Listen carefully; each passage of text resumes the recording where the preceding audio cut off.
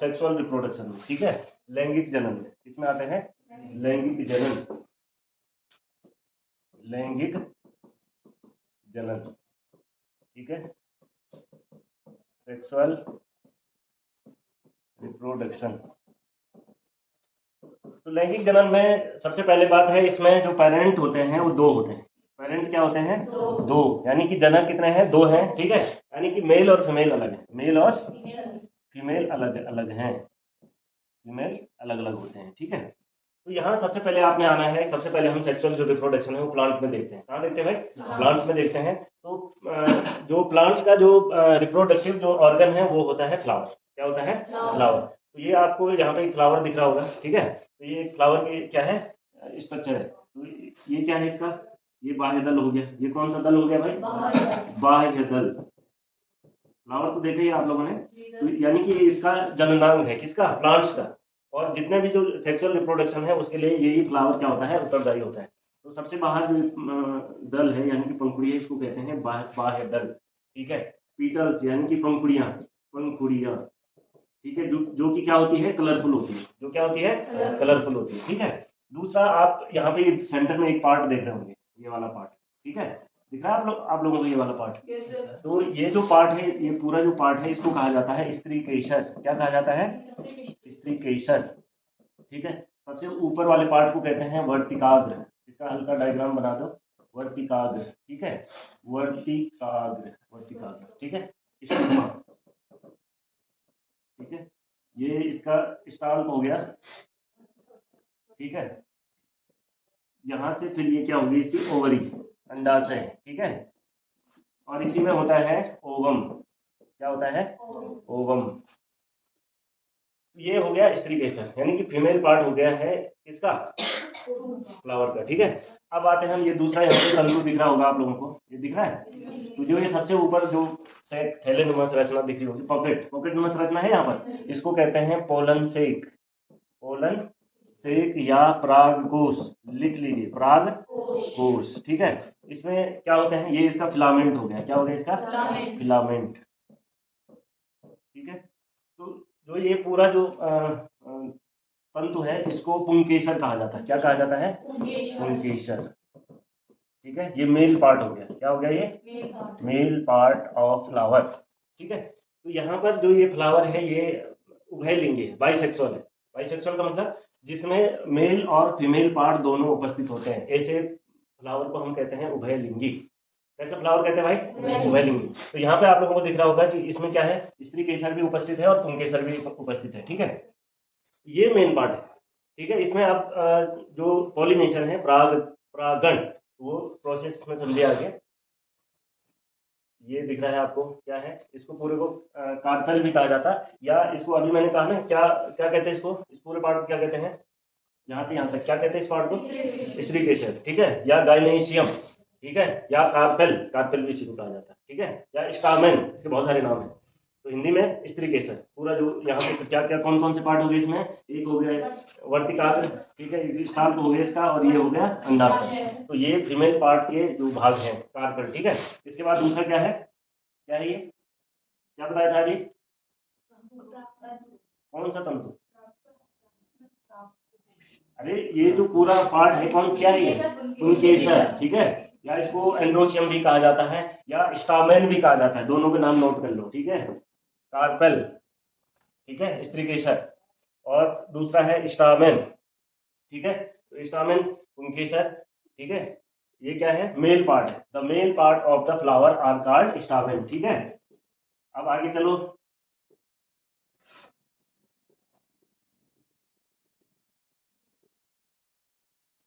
तो यहाँ पर आप लोग देखियो, जो ये यहाँ पर पोलन सेक है, क्या है ये?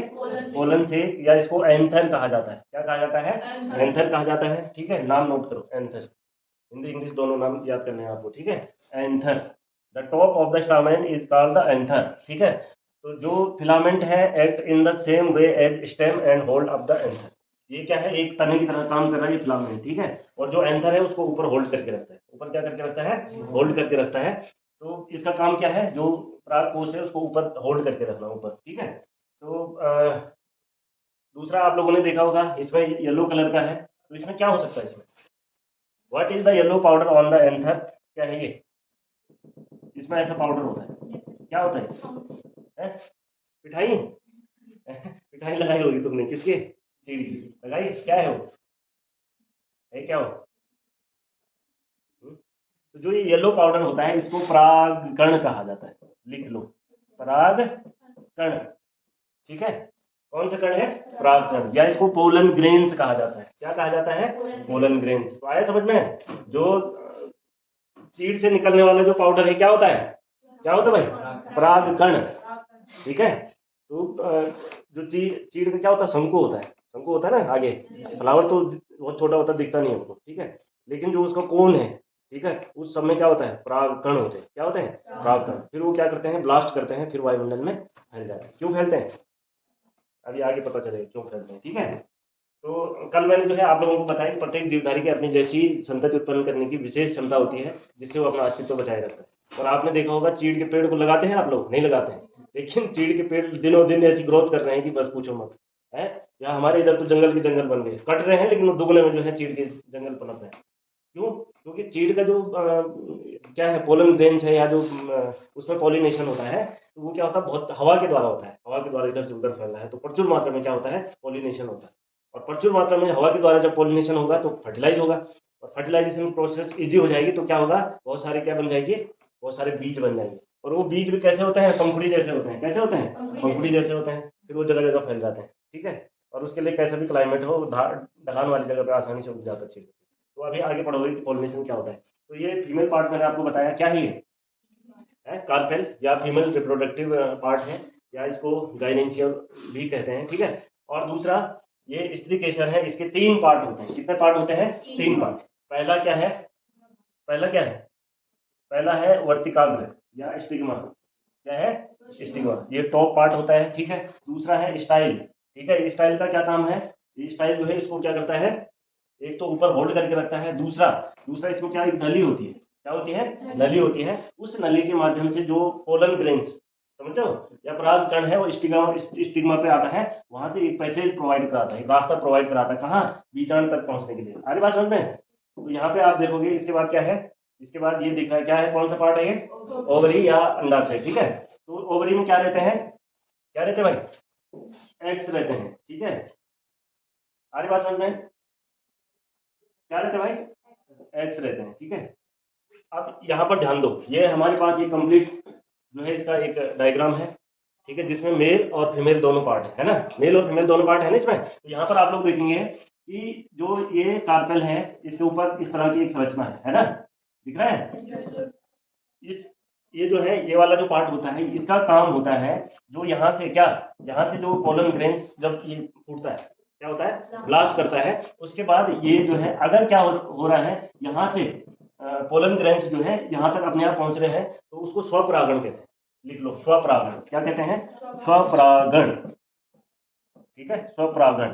ठीक है, अगर एक ही फ्लावर में अपने आप हो रहा है तो उसको स्वपरागण कहेंगे। क्या कहेंगे? स्वपरागण। और अगर इस फ्लावर से दूसरे फ्लावर में क्या जा रहा है, पोलन ग्रेन से जा रहा है, तो उसको कहेंगे पर परागण। उसको क्या कहेंगे? पर परागण। उसको क्या कहेंगे भाई? पर परागण। तो यहाँ पर आप लोग देख सकते हो कि स्टिग्मा है। ठीक है, यहाँ पर क्या है?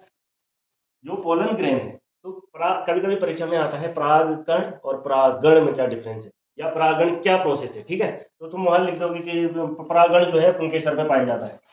ठीक है, तो आपको क्या करना है, परागण तो है जो इसमें उपस्थित है। ठीक है, किसमें उपस्थित है?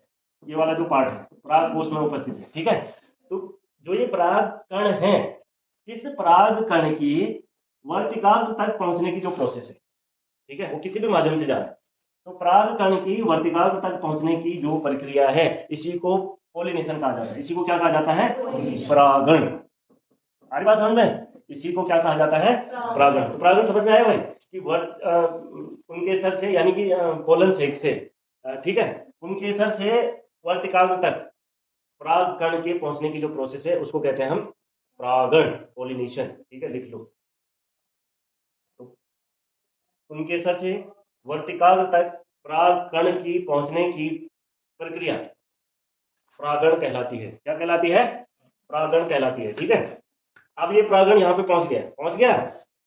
परागकण इस यहाँ पर पहुंच गया। अब क्या होता है यहाँ पे देखो, जैसे ही अब जो परागकण होता है ये ऐसा होता है, स्टिकी टाइप का होता है, ऐसा होता है स्टिकी स्पाइक टाइप के होते हैं इसमें, ठीक है, यानी कि इसकी चिपकने की क्षमता बहुत ज़्यादा होती है। आ रही बात समझ में? तो खास करके जब जो पिटाई लगाते हो ना आप, उसमें एलर्जी बहुत हो जाती है लोगों को, एलर्जी खांसी और एलर्जी जुकाम लग जाता है। क्यों लगता है? क्योंकि जब ये सांस के द्वारा अंदर जाता है ना, क्योंकि ये स्पाइकी है, कैसा है, तो दरदरा है, स्पाइकी है, तो इस वजह से क्या है, ये हमारे जो है रेस्पिरेटरी ट्रैक्ट में क्या करता है, चिपक जाता है और ईचिंग करता है, खुजली कर देता है।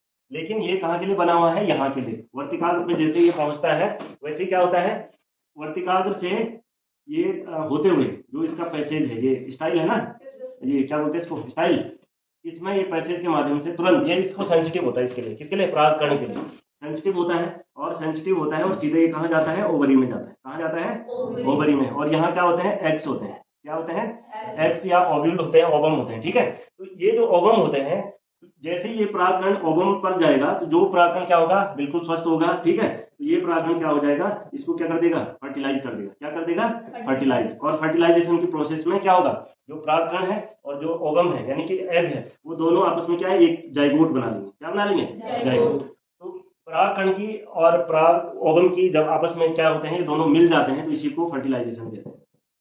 लिख लो, फर्टिलाइजेशन, फर्टिलाइजेशन, ठीक है, या निषेचन। तो आप लोगों को समझ में आ गया होगा कि निषेचन की प्रक्रिया क्या है, ठीक है। तो यहाँ पर आप लोगों को दिख गया कि जो परागकण है वो वर्तिकाल से होते हुए कहाँ गया, ओवरी में गया। ओवरी में क्या होते हैं, एग्स होते हैं या ओवम होते हैं। ये जो परागकण है इसको फर्टिलाइज कर देता है और दोनों मिलकर क्या है, एक पूरी क्या है, सेल निर्माण करते हैं, जिसको जाइगोट या युग्मनज कहा जाता है। ये क्या कहा जाता है, युग्मनज, युग्मनज, ठीक है, युग्मनज कहा जाता है। और युग्मनज के बाद क्या क्या बनेगा, जाइगोट के बाद भ्रूण का एम्ब्रियो बनेगा, भ्रूण का निर्माण होगा, भ्रूण से क्या होगा, बीज का निर्माण होगा। किसका निर्माण होगा, बीज का। तो यहाँ पर जो परागण है ये कितने तरीकों से हो सकता है, थोड़ा इसको भी देख लीजिए।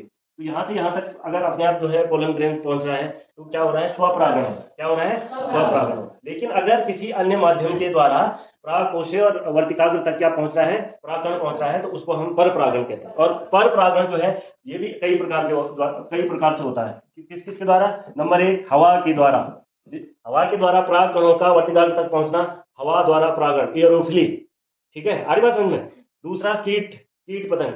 तो कीट में क्या है, कीट में क्या है, मधुमक्खी है, और है कुछ भी, कोई भी जानवर, अगर जानवरों से हो रहा तो जूफली, ठीक है। बहुत सारे जानवर इधर से उधर भटकते रहते हैं ना जंगलों में, तो कई जो है परागकण उन पर चिपक जाते, फिर वो दूसरे फ्लावर पे चला गया तो वहां पे वो छिड़क के चला गया, ठीक है, या पक्षियों के द्वारा हो गया, ठीक है। कीट पतंगों के सबसे ज्यादा होता है कीटों के द्वारा, सबसे ज्यादा किसके द्वारा होता है, कीटों। अब यहाँ पे कीट का आप लोग देखेंगे तो मैंने कहा ना कि जो किसी भी जीवधारी में क्या है, संतानोत्पत्ति की क्या होती है, प्रचुर क्षमता होती है। तो ये देखो जो फ्लावर है वो कितना अट्रैक्टिव रहता है प्लांट्स में, रहता कि नहीं रहता है। तो ये क्यों रहता है, जिन प्लांट्स में क्या होता है, कीटों द्वारा परागण होता है, ये जो कलर है ये उन कीट पतंगों को अट्रैक्ट करने के लिए होता है। किसके किसके लिए होता है, कीट पतंगे इससे अट्रैक्ट होते हैं।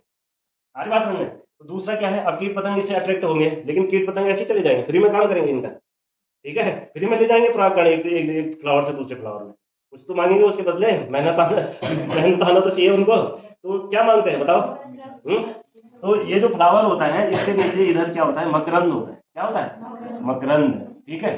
आज कोई कोई फ्लावर तो झूठा झूठा कलर तो बढ़िया रहता है, मकरंद रहता नहीं है, वो कीट जो है दुपल दुपल में चला जाता है, धोखे में चला जाता है, ठीक है। मैक्सिमम जो फ्लावर है उनमें मकरंद होता है। खास करके आपने किसमें देखा होगा, किसमें देखा भाई, ब्रास के फूल में देखा, फूल सारा रहता है, मीठा होता है कि नहीं होता। और इसी मकरंद को जो है मधुमक्खी इकट्ठा कर करके शहद बनाती है ना।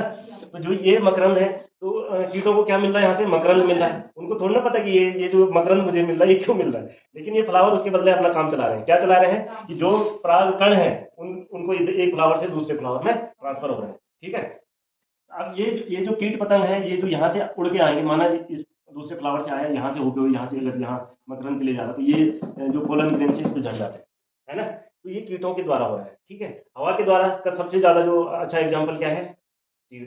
चीड़ में किसके द्वारा होता है, हवा के द्वारा। जब ये मैच्योर हो जाते हैं, कोन्स जो है, जो कि मेल पार्ट होता है चीड़ के पेड़ों का, ठीक है, जब वो पूरे क्या हो जाते हैं, मैच्योर हो जाते हैं, तो फूट जाते हैं, ठीक है, जो कि वायुमंडल में दुनिया भर का जो है धूल, मतलब पीला कलर जो है वायुमंडल में, पीला कलर किसके वजह से, पोलन ग्रेन की वजह से, ठीक है। तो एक किस्म से वो भी क्या है, उस समय परागण है।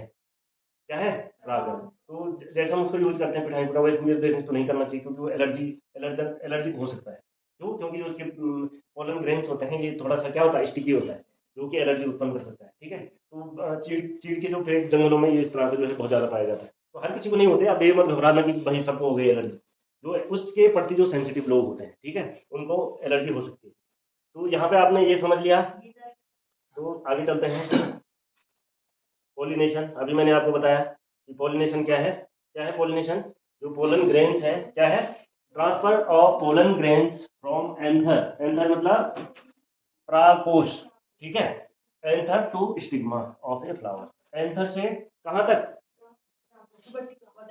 कहाँ तक, वर्तिकाग्र तक पोलन ग्रेन्स पहुंचने की जो प्रोसेस है उसको पोलिनेशन कहा जाता है। क्या कहा जाता है? परागण कहा जाता है। ठीक है, ये है भाई फ्लावर, दिख रहा है, ये पोलन है, ठीक है। तो ये यहाँ से क्या हुआ है, पोलन यहाँ से निकला, कहाँ पे गया, वर्तिकाग्र तक गया। तो ये अलग अलग फ्लावर हैं, तो जो पोलन ग्रेन्स हैं वो ट्रांसफर हो रहा है anther to stigma the same flower. अगर सेम फ्लावर में हो रहा है तो उसको सेल्फ पोलिनेशन कहा जाता है। कौन सा पोलिनेशन कहा जाता है? स्वपरागण कहा जाता है। यदि पोलन जो है वह कहाँ से ट्रांसफर हो रहा है, anther of one flower to the stigma of another flower, it is the cross pollination. इसको क्या कहते हैं? क्रॉस पोलिनेशन या पर परागण कहते हैं। ठीक है, तो इस तरह से आप इसको समझिए कि किस तरह से हो रहा है। तो अभी मैंने कहा ये कौन है, ये भौरे, भौरे ने मचाया शोर है, भौरा है ना। तो ये भौरा क्या काम कर रहा है? पॉलिनेशन का काम कर रहा है, किसमें? प्लांट्स में। ठीक है, यहाँ पे देखो pollination take place by insect, यानी कि इंसेक्ट के द्वारा होता है, हवा के द्वारा होता है, वाटर के द्वारा, ठीक है, और भी चीज के द्वारा हो सकता है। तो मेनली जो है हवा, हीट और पानी के द्वारा। ठीक है, तो पोलन जो है ये स्टिक होते हैं, मतलब चिपक जाते हैं किसमें, इंसेक्ट में, and they move around the pollen stick to the stick.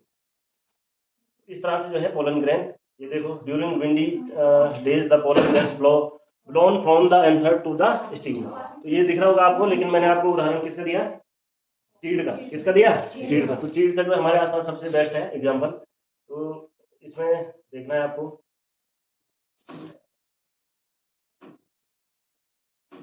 ये पोलन है और ये क्या हो रहा है, स्टिग्मा तक जा रहा है। ठीक है, इसके बाद क्या हो रहा है, ये पोलन ट्यूब से ये क्या होता है,